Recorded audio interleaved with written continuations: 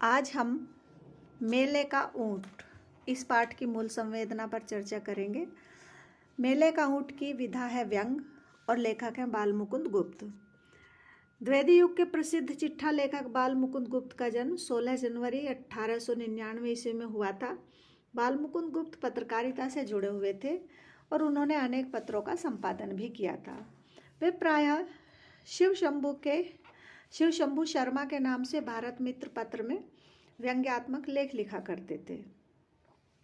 उनके निबंध व्यक्तिपरक, व्यंजनापरक और विवेचनात्मक होते थे। पत्रशैली में लिखी शिव शंभू के चिट्ठे गुप्त जी का एक प्रसिद्ध व्यंग्यात्मक निबंध है। अपने लेखों और चिट्ठों से उन्होंने भारत मित्र पत्र को विशिष्ट पहचान दिलवाई। अपनी कलम से राष्ट्रभक्ति की अलख जगाने वाला यह कलमकार 18 सितंबर 1907 को इस संसार से विदा हो गया। मेले का ऊँट बाल मुकुंद गुप्त का पत्र शैली में लिखा हुआ भारत मित्र में प्रकाशित हुआ एक बहुचर्चित व्यंग्यात्मक निबंध है। गुप्त जी के अन्य निबंधों की भांति यह निबंध भी तत्कालीन परिस्थितियों पर तीखा व्यंग करता है और बदलते परिवेश में परिवर्तित हो रही जीवन शैली के साथ लुप्त होते हुए मूल्यबोध को रेखांकित करता है। गुप्त जी भारत मित्र के संपादक को संबोधित करते हुए लिखते हैं कि संपादक के कर्तव्यों का स्मरण एक संपादक को हमेशा रहना चाहिए। वे संपादक को बताते हैं कि किसी मेले के वर्णन में उस देश की परंपरा और सांस्कृतिक मूल्यों को मुख्य स्थान देना चाहिए। एक संपादक को अपने लेख में उस मेले में आए हुए लोगों के सांस्कृतिक बोध और मूल्य बोध को प्रकाशित करना चाहिए ताकि उस लेख को पढ़ने वाले लोग अपनी संस्कृति से कुछ जुड़ाव महसूस कर सके। संपादक को खाने पीने की छोटी छोटी चीज़ों की महंगाई को प्रकाश में नहीं लाना चाहिए, क्योंकि जो मेला होता है उसमें खाने पीने की छोटी छोटी चीज़ें, पूड़ी कचौड़ी आदि महंगी हो सकती हैं। यह कोई बड़ा मुद्दा नहीं होता। वे लिखते हैं कि गत सप्ताह अपना एक चिट्ठा आपके पत्र भारत मित्र को टटोलते हुए मोहन मेले के एक लेख पर मेरी निगाह पड़ी और पढ़कर उस दृष्टि पर अफसोस हुआ जिस दृष्टि से आपने इस लेख को लिखा था। भाई, आपकी दृष्टि गिद्ध सी होनी चाहिए, यानी कि एक संपादक की दृष्टि गिद्ध जैसी होनी चाहिए। और गिद्ध की दृष्टि जो होती है वो दूरदृष्टि यानी कि आगे तक की बात को देख लेती है। उदाहरण के रूप में मैं आपको बताती हूँ कि जब सीता जी का हरण हुआ था तो सीता जी को रावण ने अशोक वाटिका में रखा, तब रामचंद्र जी ने जटायु नाम के गिद्ध की सहायता ली थी कि तुम देखकर बताओ कि सीता जी कहाँ पर हैं। तब उसने बताया था कि सीता जी को रावण हरण करके ले गया था और अशोक वाटिका में रखा हुआ है। तो ये दृष्टि जो थी ये हमारी आंखों की दृष्टि थी, लेकिन एक तीसरी दृष्टि जिसको कहा जाता है विवेक की दृष्टि, उसके लिए यहाँ पर लेखक ने एक प्रतीकात्मक शब्द का इस्तेमाल किया, गिद्ध जैसी दृष्टि, यानी कि उसकी दूरदृष्टि होनी चाहिए और महत्वपूर्ण मुद्दों को उसकी दृष्टि को देखना चाहिए।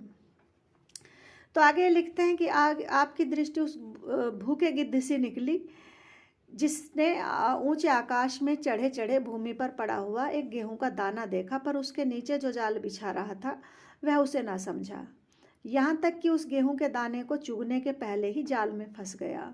यहाँ पर जो जाल है वो अंग्रेजी सत्ता, अंग्रेजी प्रभाव है, और यानी कि जो अंग्रेज चाहते हैं वही वो पत्र में लिख रहे हैं। जाल से अर्थ इनका ये है। और जो इन्होंने लिखा कि भूमि पर पड़ा हुआ एक दाना, यानी कि छोटी छोटी चीज़ें जिनसे लोकप्रियता हासिल करता है लेखक या संपादक या पत्र वाले, मीडिया जिससे छोटी छोटी चीज़ों को मुद्दा बनाकर मीडिया पे दिखाता है, जो बहुत महत्वपूर्ण मुद्दे नहीं होते, राष्ट्रीय मुद्दे जिनको कहते हैं, उन पर नहीं होता उनका ध्यान, बल्कि जो राष्ट्रीय हित में या राष्ट्रीय मुद्दे जैसी बड़ी चीज़ नहीं सोचते, उनके विषयों को जब दिखाया जाता है तो उसे सस्ती लोकप्रियता हम कह सकते हैं।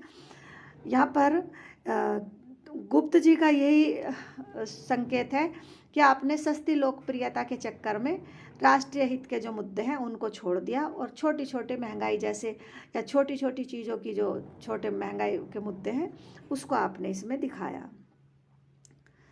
अब वो कहते हैं कि तुमने व्यर्थ की बातें बहुत देखी, काम की भी तो एक बात देखते।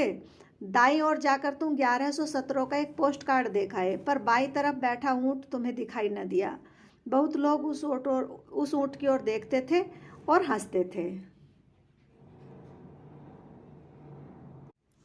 जो लोग ऊँट को देख देख कर हंसते थे, उन्हें भारतीय संस्कृति के अतीत का नहीं पता था।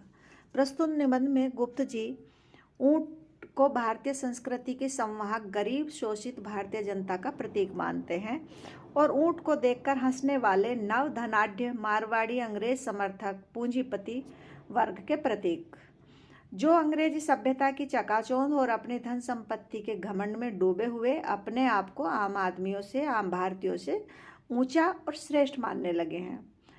लेखक व्यंग के माध्यम से कहना चाहता है कि एक संपादक को अपनी विवेकशीलता का परिचय देते हुए राष्ट्रीय स्वाभिमान की रक्षा के लिए राष्ट्रहित में अपने गौरवपूर्ण अतीत और सांस्कृतिक मूल्यों जैसे बहुत महत्वपूर्ण विषयों को प्रकाशित करना चाहिए। मेले में बिकने वाली पूड़ी कचौड़ी जैसी खाने पीने की छोटी छोटी वस्तुओं की महंगाई जैसे क्षणिक मुद्दों की उपेक्षा करनी चाहिए। जब कुछ मारवाड़ी बाबू वहाँ आकर ऊँट के बारे में बात कर रहे थे, तो ऊँट ने भी होठों को फड़फड़ाते हुए थूथने फटकारी। लेखक ने सोचा, ऊँट अवश्य मारवाड़ी बाबुओं से कुछ कहना चाहता है, चलो देखते हैं क्या कहता है। लेखक कहता है कि मैं मारवाड़ियों की भाषा अच्छी तरह से समझ लेता हूँ, तो क्या मारवाड़ी ऊँटों की बोली मुझे समझ में ना आएगी। लेखक ऊँट की भाषा को समझकर उसका वर्णन करता है कि 50 साल पहले तुम्हारे बाप दादाओं को मैंने ही पीठ पर लाद कर कलकत्ता पहुँचाया था। तुम्हारे पिता और उनके पिता का घर बार मेरी पीठ पर रहता था। जिन स्त्रियों ने तुम्हारे बाप और बाप के भी बाप को जनाया, वे मेरी पीठ को पालकी समझती थी। मारवाड़ में मैं सदा तुम्हारे द्वार पर हाजिर रहता था। लेखक कहना चाहता है कि भारतीय समाज की विकास प्रक्रिया में पाश्चात्य सभ्यता से प्रभावित नव धनाढ्य वर्ग का अतीत बोध और सांस्कृतिक बोध लुप्त हो रहा है। राजनीतिक रूप से पराधीन भारत में एक और आबादी का बड़ा भाग गरीबी और भुखमरी का सामना कर रहा है, तो दूसरी ओर नवधनाढ्य पूंजीपति वर्ग पनप रहा है, जो अंग्रेजों की तरफदारी में लगा हुआ है और अपनी जड़ों से अलग होकर, अपने अतीत को भूलकर, अपनी संस्कृति, अपनी परंपरा और अपनी धरोहरों से कट गया है। लेखक ऊँट का मानवीकरण करके उसकी व्यथा और दुख के माध्यम से पराधीन भारत की गरीब शोषित जनता की व्यथा को ही अभिव्यक्त कर रहा है और कहता है कि अंग्रेजी सभ्यता की चकाचौंध में अंग्रेज समर्थक यह भूल गए हैं कि वे भी उन्हीं आम भारतीयों में से एक थे या एक हैं जिनसे वे अपने आप को ऊंचा और श्रेष्ठ मान रहे हैं। पूंजीपति वर्ग यह नहीं जानता कि इन्हीं गरीबों शोषितों की मेहनत से वह धनाढ्य बना है। निष्कर्ष रूप से हम यह कह सकते हैं कि इस निबंध में बाल मुकुंद गुप्त जी ने मारवाड़ियों के जीवन और संस्कृति के अभिन्न अंग और रेगिस्तान का जहाज कहे जाने वाले ऊँट के माध्यम से भारतीय समाज की विकास प्रक्रिया में लुप्त होते हुए सांस्कृतिक बोध और नवधनाढ्य वर्ग के जीवन की विसंगतियों को उभारा है। उन्होंने ऊँट के माध्यम से ऐसे लोगों को अपनी संस्कृति से जुड़ने का आह्वान किया है जो अंग्रेजी सभ्यता की चकाचौंध और धन संपत्ति के दंभ में अपने अतीत को और अपनी संस्कृति को भूल गए हैं। गुप्त जी ने इस निबंध में राजनीतिक पराधीनता से मुक्त होने, अपने गौरवपूर्ण इतिहास से जुड़ने वालों और अपने देश के हित में सोचने वालों को यह संदेश दिया है कि उनका स्वाभिमान कभी व्यर्थ नहीं जाएगा। धन्यवाद।